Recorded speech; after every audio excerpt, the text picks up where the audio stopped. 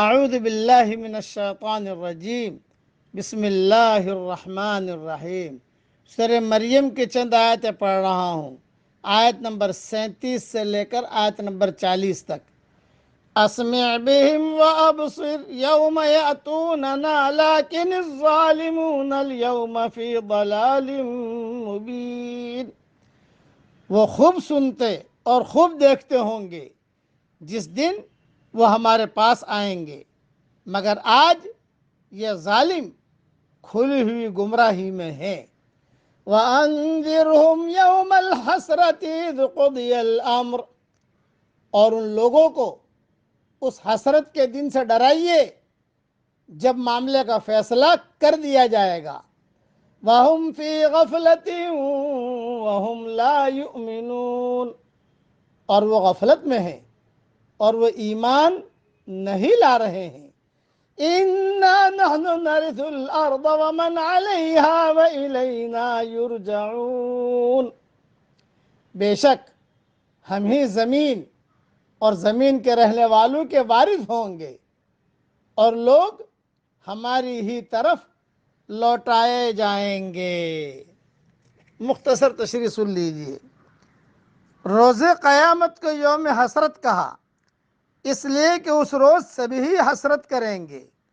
بدکار حسرت کریں گے کہ کاش انہوں نے برائیاں نہ کی ہوتی، اور نیکوکار اس بات پر حسرت کریں گے کہ انہوں نے اور زیادہ نیکیاں کیوں نہیں کمائیں۔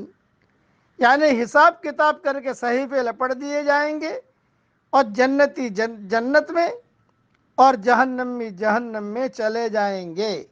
حدیث شریف میں آتا ہے کہ اس کے بعد موت کو ایک مینڈھی کی شکل میں لایا جائے گا اور جنت اور دوزخ کے درمیان کھڑا کر دیا جائے گا۔ جنتیوں اور دوزخیوں دونوں سے پوچھا جائے گا کہ اسے پہچانتے ہو یہ کیا ہے؟ وہ کہیں گے ہاں یہ موت ہے۔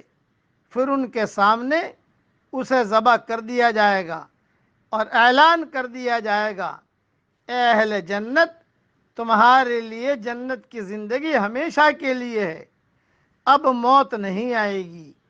دوزخیوں سے کہا جائے گا، اے دوزخیوں، تمہارے لیے یہ دوزخ کا عذاب دائمی ہے، اب موت نہیں آئے گی۔ صحیح بخاری شریف میں یہ روایت موجود ہے اور صحیح مسلم شریف میں بھی یہ روایت موجود ہے۔ ساری خرابیوں کی جڑ یہ ہے کہ آدمی یہ سمجھ لیتا ہے کہ وہ اپنا مالک آپ ہے، مگر حقیقت یہ ہے کہ یہ صرف ایک درمیانی وقفہ ہے۔ پہلے بھی صرف خدا تمام چیزوں کا مالک تھا، اور آخر میں بھی یہ صرف خدا ہے جو تمام چیزوں کا مالک ہوگا۔ خدا کے سوا کوئی نہیں جس کو یہاں حقیقی معنوں میں کوئی مالکانہ حیثیت حاصل ہو۔ آدمی دنیا میں ناکامی سے دوچار ہوتا ہے تو اس کو موقع ہوتا ہے کہ وہ دوبارہ نئی زندگی شروع کر سکے۔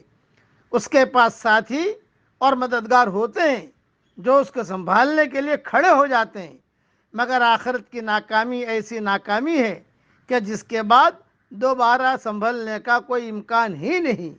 کیا عجیب حسرت کا لمحہ ہوگا، کیا عجیب حسرت کا لمحہ ہوگا جب آدمی یہ جانے گا کہ وہ سب کچھ کر سکتا تھا مگر اس نے نہیں کیا، یہاں تک کہ کرنے کا وقت ہی ختم ہو گیا۔ اللہ تعالی ہم سب کو صحیح سمجھ دے اور اعمال کرنے کی، نیکیاں کرنے کی اللہ ہم سب کو توفیق عطا فرمائے، آمین۔ وآخر دعوانا ان الحمد للہ رب العالمین۔